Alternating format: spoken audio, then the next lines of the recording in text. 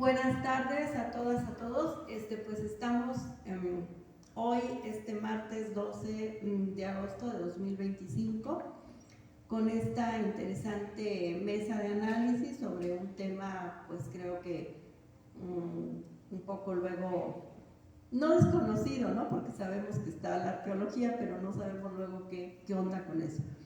Y nos hace favor de acompañarnos esta tarde el arqueólogo José Ignacio Sánchez Alanís, que es del Instituto Nacional de Antropología, y pues nos va a dar esta plática, esta información sobre arqueología y sociedad civil. Pues muchas gracias por estar con nosotras y nosotros. José Ignacio, te paso el micrófono para que nos puedas comentar, pues ahora sí que lo que sea tu voluntad. Por favor, gracias. Gracias. Pues de inicio doy las gracias a Angélica de la Cruz por su invitación a participar en este canal, que junto con Javier Guerrero son los que llevan este tipo de tertulias, por llamarlo de alguna forma, para dar a conocer avances y situaciones que hay en diferentes disciplinas, en este caso la arqueología, que forma parte de la antropología. Mi exposición, espero no cansarlos, es sobre qué es la arqueología, cómo surge en México, qué pasa en la época colonial, qué pasa en el porfiriato, hasta llegar a nuestros días. Después de esto trataré de hablar un poco de la relación de la arqueología con la sociedad civil, con las diferentes comunidades interesadas en esto y el público en general, y al final una pequeña reflexión en cómo estamos en materia de arqueología. Voy a leer y en algunas partes me voy a permitir expresarlo de manera directa, entonces empezamos. Le titula esto, ¿qué es la arqueología? Bueno, la arqueología es una ciencia social. No, te digo sí. Les decía, la arqueología es una ciencia social, forma parte de la antropología y el objeto de estudio de la arqueología son las sociedades pretéritas. Ahora bien, ¿cómo estudiamos estas sociedades? Pues a través de los objetos materiales que nos dejaron. ¿Cuáles pueden ser estos? La cerámica que vemos luego en los campos de cultivos, las grandes pirámides, los canales antiguos, la lítica, enterramientos, viviendas y, repito, todos aquellos productos hechos por el hombre y que nos dejaron una huella material. Okay. Eso es básicamente lo que estudia la arqueología. Otra cosa, actualmente, como sucede en la ciencia, estos conocimientos en arqueología se han especializado, ¿no? Podemos hablar que se hace arqueología de recorridos de superficie para localizar asentamientos con el uso de nuevas tecnologías como es el LIDAR desde el espacio. Antes, por ejemplo, no podíamos ver esto en lugares muy selváticos, ahora gracias al LIDAR hay una penetración y se puede ver bien qué pasa, por ejemplo, abajo de la selva o en lugares muy boscosos. Otro tipo de arqueología pues es la arqueología subacuática o arqueología que se hace tanto en lagos y ríos interiores como en el mar, ¿no? Hemos oído estar hablando de pecios, que son los barcos sumergidos en la época colonial. Eso es parte de la labor de la arqueología subacuática, o bien, como sucede en el Nevado de Toluca, se han encontrado ofrendas de la época prehispánica encaminadas hacia las deidades del agua y de los volcanes, ¿no? Okay. Y ahí también entran los arqueólogos subacuáticos, es otra especialidad. La arqueología histórica también es otra parte. ¿Qué es la arqueología histórica? Cuando se hace la reconstrucción o intervención del monumento histórico, entramos los arqueólogos para tratar de definir las diferentes etapas constructivas, los cimientos de estos edificios y guiar a los arquitectos e ingenieros para la reconstrucción o consolidación. Esto se llama arqueología histórica. Y hay una, pues no reciente, desde los 70 yo creo que empezó a nacer, la llamada arqueología industrial. Es decir, son los restos dejados por las sociedades ya industrializadas y también hacemos estudio de ellos. Por ejemplo, fábricas fabriles, fábricas dedicadas al papel, etcétera, etcétera. Dejaron huella y eso también es campo de la arqueología. O sea, prácticamente la arqueología es desde nuestros días hasta la época más remota, ¿no? Hasta que aparece el hombre.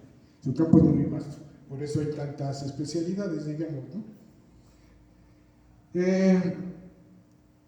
Bueno, ya hablé de los precios, hablé de la arqueología industrial y un poco también la arqueología experimental, que se ha dejado un poco, pero en los 70s, 80s hubo estudios de este tipo. Por ejemplo, los arqueólogos podemos ir a, por decir algo, me acuerdo del trabajo que hizo una compañera. Hizo una comparación de dos niveles sociales, en Polanco con los judíos y luego una clase baja en Netzahualcóyotl. Y a través de los restos dejados por estos ocupantes de esos sectores culturales, pudo determinar hábitos de consumo, hábitos de vestimentas, etcétera, todo esto a través de la basura. O sea, una reconstrucción actual de cómo viven estas personas, ¿no? Eso también me parece que fue muy novedoso en su época, y bueno, es otro campo de la arqueología.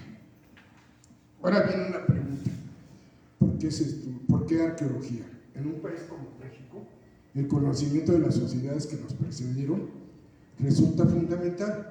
De ahí que su estudio de sus formas de vida, su relación con el medio ambiente, la religión, el comercio, es el cómo alcanzaron destacables conocimientos en campos como la astronomía, las matemáticas, la organización económica, las artes, así como en sus particulares sistemas agrícolas. Digo particulares porque no en todo el mundo se desarrollaron, sobre todo la chinampa, ¿no? Que todavía son una muestra viviente de un sistema de productividad agrícola desarrollado en la época prehispánica, que seguramente o probablemente Javier en la plática anterior haya hablado un poco sobre los sistemas, digamos, productivos en Mesoamérica.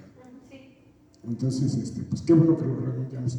Luego, todo esto nos ayuda a entender mejor a nuestra actual sociedad y a seguir empleando en esos saberes en campos de la alimentación, la medicina tradicional y la herbolaria, por mencionar algunos tópicos. La conquista de México no acabó del todo con el mundo prehispánico. Las sociedades indígenas se han adaptado a través de los siglos a diferentes circunstancias y han pervivido, resignificándose cada día, ¿no? Es una cosa que nos intriga, ¿no? Como antropólogos, como arqueólogos, y nos da satisfacción que en Mesoamérica pues sigue viva, ¿no? A través de nuestros grupos indígenas y campesinos. No perdieron su cultura, se siguen adaptando, como lo acabo de decir, cada vez más fuertes, ¿no? El otro apartado que voy a señalar actual es la arqueología en México. Resulta importante apuntar que en la misma época prehispánica ya había un interés por las culturas anteriores. El caso más notable lo tenemos en el Templo Mayor, donde Matos y su equipo encontraron evidencias de algunas reliquias, por llamarlo de alguna forma, teotihuacanas. Es decir, ya había un culto a los antepasados. Incluso no solo en reliquias, sino hay una parte del Templo Mayor que está elaborada como si fuera una ciudad tolteca. Es decir, esta idea arquitectónica tolteca perdura hasta la época mexica, ¿no? Con los mexicas. Recuerdan esto y, pues bueno, hacen algunos elementos arquitectónicos basados en la cultura tolteca. O sea, ya hay un interés esto. Esto no es viejo, no es nuevo, ¿no? En otras sociedades pasa lo mismo. Aunque son viejas, hay un interés todavía por sociedades más anteriores a ellas, ¿no? Una vez llevada a cabo la conquista de México, los primeros cronistas en describir a los grupos indígenas venían con Cortés. Son algunos soldados como Bernal Díaz del Castillo, Andrés de Tapia y el mismo Cortés, que escribe una serie de cartas a los reyes de España, ¿no? Podríamos considerarlo como los primeros cronistas. A la vez, o un poco, más o menos al mismo tiempo y un poco después, surgen varios frailes que están interesados en el mundo indígena. Entre ellos está Diego Durán, Sagún, Diego de Landa y Motolinía. Y luego hay otros cronistas ya indígenas, proceden de la nobleza indígena, como Tezozomo, Chimalpán y Alves Pizoche, preocupados también por el mundo indígena. Ahora bien, ¿por qué se estudia por parte de los conquistadores y los frailes al mundo indígena? Pues evidentemente con fines de conocer mejor su cultura, penetrar mejor y adaptar las nuevas ideas a este mundo prehispánico, ¿no? Ese es su objetivo principal. Cabe destacar que hay notables como Durán o Sagún que nos hacen una descripción maravillosa de lo que pasaba en ese momento, ¿no? La religión, la economía, los castigos hacia la gente, etcétera, etcétera. Entonces, pues es ampliamente recomendable leer estos dos autores de la época de la conquista de México, ¿no? Colonial.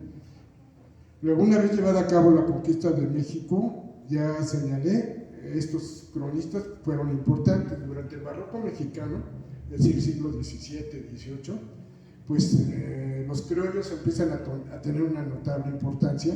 Ya hay un interés otra vez por el México prehispánico, un interés en este sentido era por resaltar la grandeza de las sociedades prehispánicas, y evidentemente también tenían tintes políticos, querían ya independizarse de la Nueva España, y por eso surgen estos ideales, apoyados también por la Ilustración. Por estos tiempos más o menos se desarrolla la Ilustración con novedosas filosofías, ¿no?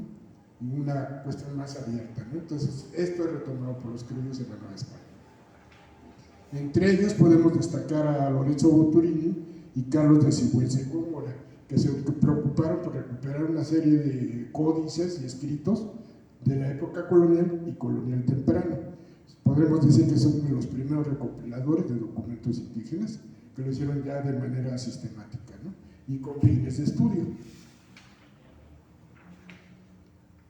Luego, el segundo de estos autores que les acabo de mencionar realizó las primeras excavaciones. Evidentemente no eran científicas, pero sí buscaban como que ver qué pasaba en esas sociedades en Teotihuacán. Esto fue hacia 1675. Se puede considerar que fue la primera excavación arqueológica en toda América, ¿no? Sí, es muy importante. Y en ese contexto en Europa se desarrolla el anticuarismo, que estaba ya fundamentado, estaba muy desarrollado, y el estudio de las sociedades clásicas, es decir, Grecia, Roma, Creta, en fin, ¿no? Entonces esto también influye para los estudios que se hacen en México. Acuérdense que todo está desligado, siempre hay un contexto, y esto aquí lo vemos de manera muy clara, ¿no? Claro. Durante la segunda mitad del siglo XVIII se llevan a cabo reconocimientos en sitios como Xochicalco, Tajín, Palenque, y estos son realizados por Antonio Alzate, Antonio León y Gama, Humboldt y Guillermo Dupáis, principalmente. Luego, a finales de ese siglo se localizan en el centro de México dos importantes esculturas.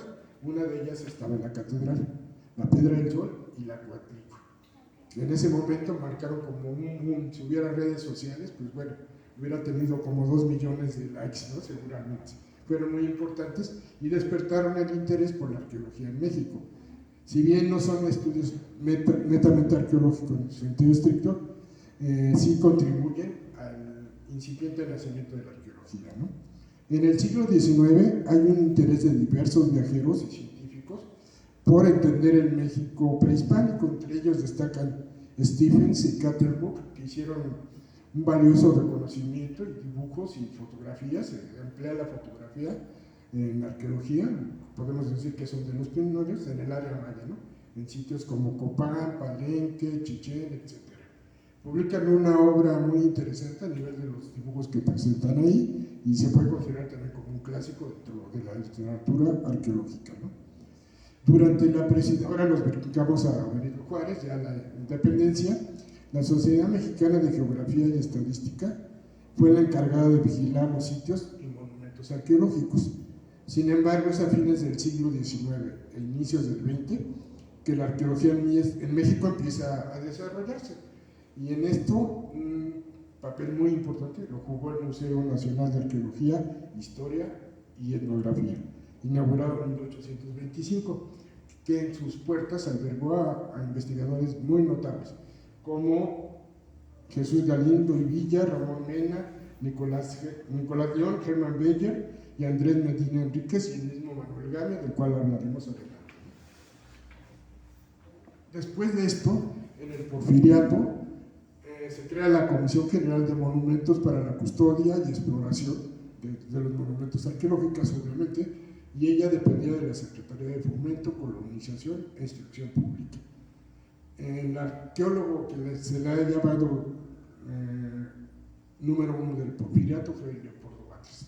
Él hizo interesantes trabajos y fue un inspector general de monumentos arqueológicos de la República Mexicana, que sería como la figura de arqueólogo, ¿no? Ya con inspector en arqueología, nombrado por el mismo Batres. Es considerado el arqueólogo oficial del Porfiriato, como decía, y entre los lugares que él excavó, pues podemos situar a Huexotla, Xochicalco y el mismo Templo Mayor, todavía no se sabía con exactitud dónde estaba el Templo Mayor, pero él efectuó excavaciones en la calle de lo que se llamaba antes Escalerillas, que forma parte del centro más importante de los mexicas, ¿no? Luego, este mismo autor, a partir de 1884 y hasta 1910, hace importantes excavaciones en Teotihuacán. Todo esto cierra con la excavación de la pirámide del Sol en 1910. Esto no es ajeno al momento ideológico que se estaba viviendo en ese momento. Eran estas obras para conmemorar el centenario de la independencia de México. Acuérdense que Díaz hace una serie de obras fastuosas y en la arqueología pues destacan estos trabajos, ¿no? Luego, esos trabajos desarrollados por Batres han sido cuestionados severamente por la arqueología. Sin embargo, hay que ubicarlos en el momento en que se desarrollaron, cuando todavía la arqueología no era plenamente una ciencia, ¿no? Los métodos pues no estaban tan ampliamente desarrollados como actualmente están. Luego, si bien el Museo Nacional ofreció algunos cursos de arqueología, etnología, lingüística y náhuatl, podemos considerar la Escuela Internacional de Arqueología y Etnología Americana como el espacio donde se consolida la profesionalización de la arqueología en nuestro país. Esta institución empezó a funcionar en 1911, o sea, también dentro del contexto del centenario de la independencia. Se crea por decreto en 1910 y en enero del año siguiente ya empiezan las primeras clases. Se logró, por eso se llama Escuela Internacional, por un convenio establecido por el gobierno mexicano y universidades de Estados Unidos, Francia y no era Alemania, era Prusia. Acuérdense que estamos antes de la Primera y la Segunda Guerra Mundial. Luego, algunos de los alumnos destacados fueron Manuel Gamio, Isabel Ramírez, Porfirio Aguirre y Manso. Y algunos de los primeros directores fueron Cele y Boas. Luego, como alumno de la Escuela Internacional, les decía yo, de Manuel Gamio. Él realizó importantes trabajos en San Miguel Amantla, esto es en Azcapotzalco, en el centro de la Ciudad de México, justamente en el Templo Mayor y en Zacatecas. Una vez consolidado como arqueólogo, fue inspector de arqueología. Ya Batres no estaba, se va Porfirio Díaz y Batres también se va del país, ¿no? Era parte de su equipo. Una vez formado como arqueólogo, les decía, él ocupa el cargo de la Dirección de Antropología en el Ministerio de Fomento. Esto fue entre 1917 y 1918. En esa época, Gamio dirige unos trabajos arqueológicos en Copilco, en San Ángel, en el suroeste de la Cuenca de México. Pero su obra magna en arqueología la realiza en Teotihuacán, y de esto se publica La población del Valle de Teotihuacán en 1922, que es un estudio sumamente novedoso, donde realiza estudios integrales, se apoyó en diferentes especialidades, aparte de la antropología, disciplinas como la historia, la agronomía, la geología, entre otros. El marco cronológico que él utilizó fue desde la época prehispánica hasta la población de esa época, ¿no? Estamos hablando de 1917, 18, 19, 20. Es un estudio que mereció el reconocimiento internacional y esto permitió que Gamio saltara a la fama, y a partir de ahí tuvo algunos problemas con el gobierno de Elías Calles. Él fue, Gamio, subdirector de la Secretaría de Educación Pública, denuncia malos manejos y tuvo que salir huyendo del país, se traslada a Estados Unidos, luego regresa a México, y ya cuando regresa pues ya no hace arqueología, se dedica más bien a estudios de índole de antropología social, indigenismo, incluso demográficos, y llega a ocupar y él lo forma, de hecho, el Instituto Indígena Interamericano, que es como el estudio de todos y el agrupamiento de todos los institutos de antropología orientados al indigenismo en América, ¿no? Con su sede en México. Y él se hace cargo de esto hasta que muere prácticamente en 1960. En los años 30, el IPN acoge la carrera de antropología, la cual dura pocos años en este espacio, porque se crea en 1939 el INA, durante el gobierno de Lázaro Cárdenas, y la Escuela Nacional de Antropología forma parte del Instituto Nacional de Antropología e Historia hasta nuestros días. Esto va a cambiar afortunadamente. El surgimiento del INA podemos decir que forma parte del modelo nacionalista de la época del general Cárdenas, culminación de la Revolución Mexicana en muchos sentidos. Así, este organismo público se configuró para atender la investigación, la conservación y la difusión de nuestro patrimonio arqueológico, antropológico e histórico. Otro momento representativo para la arqueología mexicana lo tenemos con la creación de la Ley Federal de Monumentos y Zonas Arqueológicos, Artísticos e Históricos, publicada en mayo de 72. Su reglamento se hizo 3 años después, en 75, y actualmente ambos están vigentes. Norman la arqueología, la historia y los monumentos no culturales, sino artísticos en nuestro país. Es decir, en ella se consolida la salvaguarda del Estado mexicano en materia arqueológica, artística e histórica, como acabo de decir, poniendo en relieve que los monumentos arqueológicos, muebles e inmuebles, esto es muy fácil de definir. Los muebles son aquellos que podemos mover, como Tepalcates, Lítica, etc., y los inmuebles sería prácticamente la arquitectura, ¿no? Esa es la definición que establece esta ley. Luego, en diciembre del 85, la Ley Orgánica de Lina, que ya tenemos una ley orgánica, cuando se crea Lina con Cárdenas se hace una ley orgánica. Sin embargo, en el 85, al final del gobierno de Miguel de la Madrid, si no mal recuerdo, se hacen algunas adendas a esta ley, se reforma, sobre todo porque se le da a Lina la tarea de custodiar, investigar y difundir el patrimonio paleontológico que andaba medio suelto. Entonces se decide que Lina, como es una institución de prestigio y abarca muchas cosas culturales, pues también se retira esto, aunque no es cultural en sentido estricto, pero no podemos separar al hombre del medio ambiente, ¿no? Esa fue la razón. Luego, se han hecho algunos cambios, algunas reformas a esta ley orgánica.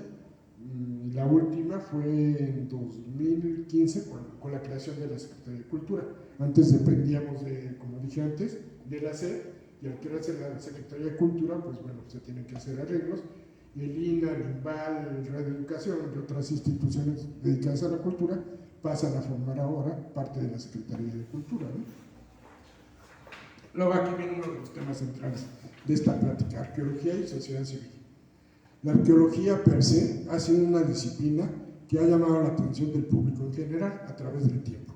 Los grandes descubrimientos de zonas arqueológicas, esculturas como la pirámide del Sol y la Luna, esculturas como la Piedra del Sol y la Coyolxauhqui, y lugares emblemáticos, como decía, como la Pirámide del Sol y la Luna, entierros suntuosos, los hallazgos de pecios hundidos y pinturas rupestres, son un sinfín de descubrimientos que han motivado el interés público. Luego, en el caso particular de nuestro país, además de ser una fuente de conocimiento y de atracción turística, la arqueología ha jugado un papel destacado como elemento identitario, impulsado esto por el mismo gobierno. De una u otra manera, la sociedad civil reclama una mayor participación en el conocimiento y la defensa de los bienes arqueológicos. Prueba de ello es el incremento en el registro de colecciones en manos de particulares, asociaciones civiles y personas morales. Podemos citar, por ejemplo, la colección de Banamex, Televisa, Museo Amparo, así como diferentes museos comunitarios y municipales impulsados básicamente por las poblaciones locales. Asimismo, comuneros y ejidatarios demandan pagos justos en los terrenos que presentan zonas arqueológicas y a la vez solicitan que parte del dinero generado por la entrada a zonas arqueológicas sea redistribuido para infraestructuras de sus propias comunidades. El INA no siempre ha respondido. Por ejemplo, tenemos el caso de Mayapán, que es el que me acuerdo. Ha habido varios intentos, los ejidatarios tienen cerrada la zona arqueológica porque no les han pagado lo que les prometieron pagar. Claro. Es una justa demanda desde el punto de vista. Un caso actual de esta singular notoriedad es la zona arqueológica de Huapalcalco, Hidalgo, en donde la Asociación Civil Niebla y Tiempo demandó al gobierno, directamente a la presidencia, que este sitio fuera declarado zona de monumentos arqueológicos. Lo consiguieron y fue declarado finalmente hace como 3 años. De hecho es el último sitio en que presenta declaratoria como zona arqueológica, declaratoria federal. Otro ejemplo del trabajo de la arqueología, del compromiso de las sociedades en donde hay sitios arqueológicos con la arqueología, es Tanto. Esto es en San Luis Potosí, donde la población local ha estado interactuando con los arqueólogos durante 24 años, ¿no? Dado el amplio patrimonio arqueológico existente en nuestro país, es evidente que instituciones como el INAH requieren del apoyo de la sociedad civil, ¿no? No podríamos atender el patrimonio tan vasto si no nos apoyamos en la sociedad civil. Y esto mismo está regulado en el reglamento de la Ley Federal de Monumentos que les hablaba, ¿no? Que está vigente desde el 75. Ahora vendría otro punto, que es hacia dónde va la arqueología en nuestro país, como pregunta. A lo mejor les duele a muchos, pero bueno, hay que decir. Uno de los casos más notorios de esta arqueología monumentalista y espectacular, encaminada hacia el turismo, lo tenemos en las obras del Tren Maya, con la apertura y acondicionamiento de nuevos sitios y museos. El culmen fue el traslado de partes de sistemas constructivos encontrados en estas excavaciones a Chetumal, Quintana Roo, para armar recientemente, esto tiene unos meses, un mes ha de tener, el Parque Arqueológico Balantán, idea surgida por la gobernadora de Quintana Roo y avalada por el propio INAH. Es decir, se reconstruyó una zona arqueológica, se trasladó más bien pedazos de una zona arqueológica a otro lugar. Estamos inventando, no es en sí una zona arqueológica. No estamos ante la apertura de una zona arqueológica, sino la teatralización del patrimonio arqueológico. Si la caleta de Xcaret fue modificada en los 90, ¿por qué ahora no se puede inventar una zona arqueológica como atractivo turístico? Es una pregunta que me hago, ¿no? Un poco, ya saben, con este matiz irónico. Esta política forma parte de la visión gubernamental de concebir al patrimonio cultural como un bien encaminado hacia el turismo, es decir, con una perspectiva mercantilista. Ello está presente no solo en los bienes arqueológicos, basta recordar las múltiples ferias de culturas vivas impulsadas por la 4T, donde se exponen textiles y hasta desfiles de vestimentas tradicionales, artesanías diversas y comida tradicional. A esta otra vertiente yo le denominaría la folclorización del indígena. En suma, es importante destacar que las condiciones actuales en materia de derechos culturales y difusión en diferentes medios tecnológicos de las actividades arqueológicas demandan una mayor participación y aprehensión social en materia de patrimonio arqueológico. Pues de momento sería todo, no quiero extenderme más, espero que haya quedado claro y muchas gracias por su atención. Pues muchas gracias, José Ignacio, muy interesante pues, este pequeño recorrido que nos da sobre los temas de arqueología, y pues sí me viene un poco la reflexión ahorita que mencionas que ya pues ahí con personas como Juan Manuel Sandoval, que ha asistido algunas veces a alguna plática también dada sobre este tema del Tren Maya y todo esto. Inclusive digo, no me gusta a mí luego, o sí me gusta, no va a estar de criticona, porque bueno, inclusive por ahí un señor me dijo que parezco, no sé qué tanto me dijo, si, bueno, algo así como comunista, ¿no? Y que soy de la oposición. Bueno, me dijo varias cosas raras, y digo, no, ni soy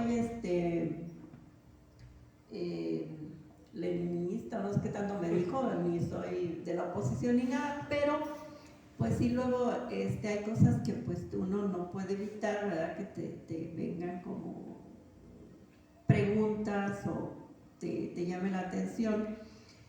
Y en aquella ocasión que llegaba a ser público de ahí de los temas del doctor Juan Manuel Sandoval, sobre el tema de las, pues se puede decir, excavaciones o hallazgos en el territorio donde andaban haciendo el Tren Maya. Rescate arqueológico, nos dice aquí el especialista. Los ponentes, que de hecho, pues aparte del doctor Juan Manuel, había otros, comentaban que el instituto pues manda, digamos, como un equipo a hacer, digamos, pues qué hay ahí, ¿verdad? Investigación. Y ellos escogen ahí porque tienen poco tiempo, ¿verdad? Para definir qué hay o cuál escogen, pues digamos, revisar. Que me tenga paciencia aquí el especialista, que no tengo esas palabras que ellos utilizan, pero revisar qué encuentran ahí de los vestigios, y pues tienen ellos que tomar una decisión, ¿no? Porque hay tanto digamos, vestigios arqueológicos, ¿verdad?, en esa zona, que está lleno, ¿no? Entonces, pues dicen, por tiempo que les solicitan sea rápido, bueno, entonces ahí revisan de una manera, digamos, un poco a la carrera, escogen, pues, lo trepan al camión, lo que hay que rescatar o algo, y hasta ahí, para que posteriormente luego las maquinarias puedan pasar por ahí y hacer las construcciones, bueno, que se hicieron, porque eso ya pasó, ¿no? Y obviamente se destruyen esos vestigios arqueológicos y pues no se respetan, ¿no? Esas partes, en lo general, solo en lo que de pronto se escogió como al azar, y pues lo demás se perdió. Ahora, digo, no me lo vayan a tomar a mal, ¿verdad? Los de la 4T, los 4Tistas, morenistas y demás, que soy de la oposición porque siempre me tiran feo, pero digo, es muy importante lo que nos comenta ahorita nuestro invitado, que es arqueólogo, y me llamó la atención que dice de lo de la folclorización, ¿verdad?, del indigenismo, algo así comentaste, pero yo también hace un momento que estuvimos con el maestro Francisco Javier Guerrero, que hablamos, digamos, de capitalismo y demás, se me vino a la mente, ¿no? Y quiero ponerlo aquí con nuestro invitado, pues se ha vuelto una mercancía, ¿no?, para el turismo, lo que comentas, ¿no? Es una cosa para llamar la atención, inclusive esta especie de escenificación en otro espacio que no es el original, ¿no? Entonces digo, bueno, estamos hasta allá acomodando, ¿no? Nada más falta que también de pronto pudieran llevarse, no sé, la pirámide del Sol a otro lado, ¿verdad?, más coqueto, y digo, creo que hay es mi opinión, que quizá no le importe a nadie, pero a mí sí, como un poco, pues no solo el teatro, ¿no?, sino el adaptar, o sea, el acomodar lo que no va ahí. Entonces, pues faltamos ahí el respeto pues a nuestros orígenes, creería yo, ¿no? Porque pues creo que este tema precisamente de la arqueología pues es para la investigación o el conocimiento, ¿no?, de cómo eran, en qué momento, en qué área específica se encontraron, digamos, a lo mejor reconstrucción para pues completar, ¿no?, la idea de lo que era, pero no moverla, ¿no? Ni destruirla ni moverla, porque entonces, bueno, ya vamos creando una cosa así como un poco, así como en Hollywood, ¿no?, un escenario, una cosa para el turismo, que finalmente pues lo que importa, pues como siempre, es el dinero, ¿no? Lo que jala la gente, ¿no? Y vienen y ven, y bueno, se la compran, ¿no? Que ahí estaba, pero no estaba ahí. Entonces, qué bueno que nos podamos acercar a gentes que nos dicen, pues esto no estaba ahí, está en otro lado, porque nosotros también, aunque somos de aquí, pues a lo mejor también de pronto al no conocer estas informaciones, pues también creemos en la escenificación. Y ojalá que de pronto hubiera más sensibilidad, creo yo, por los gobiernos diferentes, que pues a lo mejor ahorita la 4T se va a quedar por los siglos de los siglos, pero pues quien sea, ¿no? Así que de derecha, de izquierda, lo que sea, que hubiera más sensibilidad pues para esta cultura de la que venimos, y estos restos que encontramos, estos vestigios, pues que nos sirven de referencia a todo, ¿no? Qué influencia tenían, en fin, o cómo venimos hasta este momento, lo que somos, que hubiera esa sensibilidad al respeto a lo que somos, no una creación de algo que queremos ponerlo en algún lado, ¿no? Como llamativo para el turismo, para que nos vengan aquí pues a ver como bichos raros. Entonces, pues digo, ojalá que hubiera más sensibilidad para que hubiera más respeto de nuestros orígenes, de nuestras culturas, y pues que también asumamos que somos, diríamos a lo mejor herederos, ¿no? De esas grandísimas y grandiosas culturas que están en nuestro territorio nacional. Entonces, pues es mi crítica. Algo más que nos quieras platicar al respecto, porque yo, bueno, el tema, ¿verdad?, es arqueología y sociedad civil, y ahorita acabas de comentar, pues es algo como que pues de los gobernantes, ¿verdad?, los que deciden y demás, y cómo la sociedad puede, no sé si involucrarse, ¿no?, o participar inclusive en decisiones, ¿no? Porque como ahorita lo del Tren Maya que mencionaba, en esos seminarios que asistí con el doctor Juan Manuel Sandoval, se podía haber hecho sin destruir tanto, elevando, ¿no?, para que pasara por arriba y no destruir lo de abajo que estaba ahí. Y bueno, era más tiempo y dinero, ¿no? Entonces, pues que si van a hacer algo, pues aunque les cueste más tiempo y, digamos, dinero, pues lo hagan de una manera que no se destruya, pues nuestra historia, nuestros, pues yo creo que es patrimonio, ¿no? Un patrimonio justamente cultural.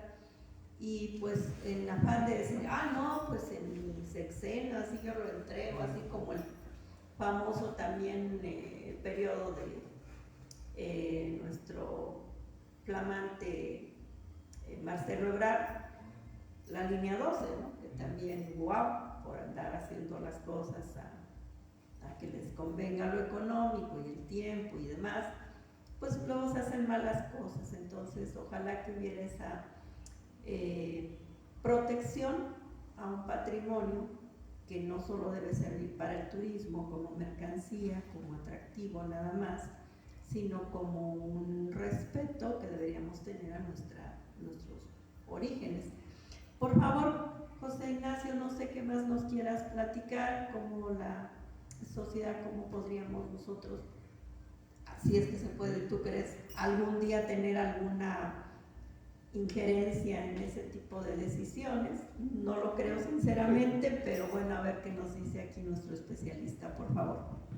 Bueno, la arqueología que se hace en México a través del INAH, pues es una arqueología monopolizada por el Estado, ¿no? Entonces el Estado prácticamente es el que manda las directrices, ¿no?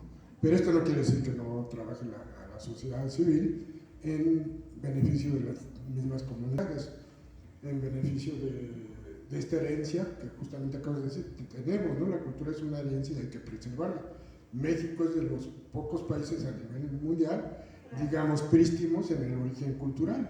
Los otros estarían en Asia y en Europa, Grecia, China, Japón, Egipto, la India, y en América, pues los focos culturales a partir de cuales se dispersan, pues serían México mismo y en el mundo, y en Sudamérica, ¿no? Entonces ahí la importancia de tener el orgullo, y no es un fin nada más nacionalista, de ser preservadores y conservadores y herederos de este rico patrimonio cultural, ¿no? Ahora, cada comunidad pues se siente siempre, cuando hay una zona arqueológica, es mi sitio, y tienen razón, ¿no? Es algo dejado por los abuelos, normalmente así dicen, y se pueden formar asociaciones que velen por la vigilancia, conservación de ese patrimonio cultural. La ley federal y el reglamento del cual yo hablaba, pues permiten esto, ¿no? Efectivamente es uno de los mecanismos para coadyuvar con el INAH a la conservación del patrimonio arqueológico, ¿no? No sé si te contesté, es uno de los medios, y evidentemente las comunidades cada vez piden más participación en lugares donde hay zonas arqueológicas. Desgraciadamente nuestro presupuesto, pues cada vez en lugar de ir hacia arriba, va hacia abajo y hay menos proyectos proyectos de investigación en arqueología. No podemos atender todo el país. Ahora sí que, como decía el eslogan o el comercial de Sonora, Yucatán, no hay sombreros, hay zonas arqueológicas. En algunos casos grandes ciudades o grandes centros culturales, y en otros lugares puntas de proyectil o pinturas rupestres, que también son sitios arqueológicos, no hay que olvidarlo. No solo lo monumental es arqueológico, es la presencia del hombre desde cualquier artefacto hasta grandes ciudades, ¿no? Eso es la arqueología en México. Sí. No, pues sí, totalmente, que nos abres ahí esa puerta, ¿no? Pues de saber de qué va la arqueología y sobre todo la sociedad aquí en México, cómo funciona, ¿no? Esto, porque pues sí es bonito presumir, ¿no?, a los extranjeros nuestra cultura, pero yo creo que es más bonito también que nosotros conozcamos la gran riqueza que tenemos patrimonial, que pues en algunos, como te lo acabo de mencionar, en qué zonas sí hay pues estas grandes culturas, y en algunos otros países pues no tienen ellos estos antecedentes. Entonces sería interesante que pudiéramos no solo presumirlos a los extranjeros y que nos vengan a ver así como bichillos raros, pero que nosotros pudiéramos cultivar más a lo mejor nuestro arraigo cultural, nuestro arraigo a nuestros ancestros, dónde estaban, qué se hacían, y también a lo mejor involucrarnos más en que tiene que ser algo que se preserve para nuestras generaciones futuras con el debido cuidado, porque al rato entre que se lo llevan a otros países, por no decir robar, como hay muchas cosas que también he escuchado por ahí en el Museo de las Culturas, en una ocasión que fuimos también, ahí andaba Javier con la directora y esto, pues hay cosas que están en otros países, ¿no?, y en otros museos, o están en bodegas, ¿no? Entonces hay creo un poco, con el perdón de las autoridades, ¿verdad?, un poco de descuido de todo este patrimonio, ¿no? Pues por allá lo tienen, ¿no?, y por allá está, y bueno, ¿y por qué está por allá? Yo pensaría, ¿no? Y aparte aquí, bueno, pues están en bodegas, en veces maltratados o, como lo mencionábamos, pues destruidos. Y pues también alguna vez escuché, ahí yo vivo en el Cerro de la Estrella, que también no era zona para construir, pero pues la gente que se fue agarrando los terrenos, porque no los compraron, ¿verdad?, pues que había de pronto para hacer su casa algo bueno, encontraron algunas piezas, porque abajo hay una pirámide, acá lo sabe nuestro especialista, y entonces esas también se las quedan, ¿no?, la persona, ¿para qué? No sé, ¿no?, porque pues realmente pues es precisamente patrimonio de toda la nación, no de un personal, así de alguien que dice, pues ya agarré esto y me lo quedo. Y hay variedades, creo yo, de bastante descuido, y a lo mejor tiene que ver con nuestra forma de nuestra cultura, porque no sé aquí que nos diga él, a lo mejor en otros países como a lo mejor los chinos o otra gente es más respetuosa a eso y lo tiene un poquito más cuidado, no sé, que nos puedas comentar si por allá, sí, en otras culturas hay más precaución para atender estos asuntos de patrimonio. ¿Qué nos dices, José Ignacio? Bueno, es un poco compleja la pregunta, pero efectivamente depende de cada país. Su situación económica también tiene mucho que ver, digamos, el trasfondo cultural que traen para preservar. Y hubo un momento, justamente hablaba en el siglo XIX, XX, hubo un expolio por las grandes potencias, Francia, Inglaterra, Estados Unidos, saquearon no solamente México, no solamente las culturas altas de Sudamérica, África mismo, Asia, y ahora hay como un renovado interés por cada país que le regresen su patrimonio cultural. México forma parte de esto. Desde el sexenio anterior ha habido una intensidad, digamos un programa intenso para que parte de este patrimonio que estuvo fuera del país regrese a México, ¿no? Es lo que puedo decir. Y en cuanto a las piezas arqueológicas, el Estado pues permite, ¿no?, a través de esta ley y reglamento, que los particulares puedan tener piezas arqueológicas. No son dueños, son custodios, la tutoría sigue siendo del Estado, pero cualquier persona, si tiene algún bien arqueológico mueble, es decir, piezas, las puede registrar, la ley lo permite, no hay ningún impedimento para esto.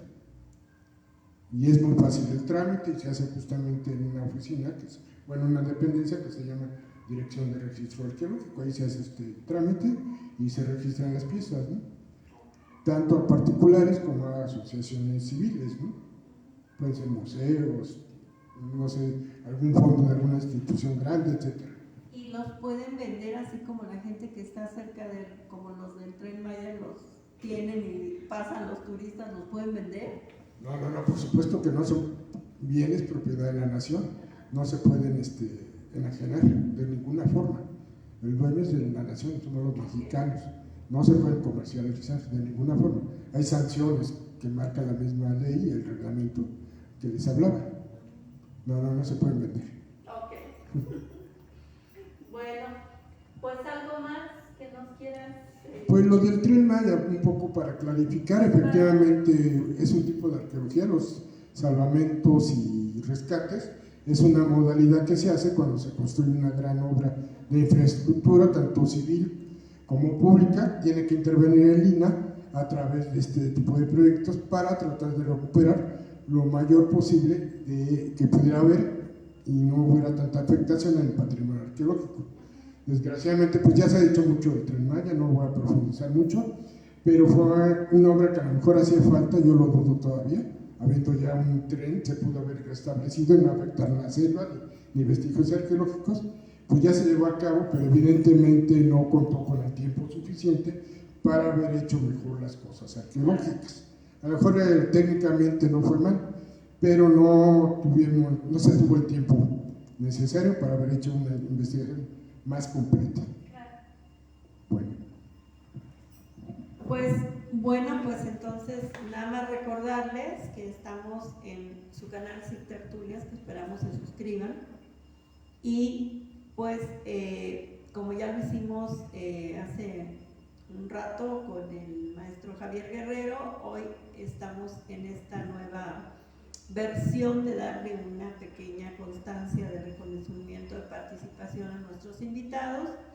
Y bueno, aquí le tenemos su constancia a nuestro flamante arqueólogo José Ignacio Sánchez Alanís, que nos hace favor, y queremos entregársela aquí para que pues quede esto y a ver, ahorita nos vamos a tomar también una foto ahí del recuerdo, pero pues es para que pues se lleven un detalle, diríamos, y sobre todo nos quede pues el recuerdo, ¿no?, de su participación, aunque está en el canal, pero que también tenemos personajes totalmente profesionistas, comprometidos inclusive con este proyecto, que finalmente es un esfuerzo ciudadano para traer temas que pues yo creo que nos interesa como ciudadanos conocer a todas y todos, más allá de ser de la oposición o de ser de aquí y de allá.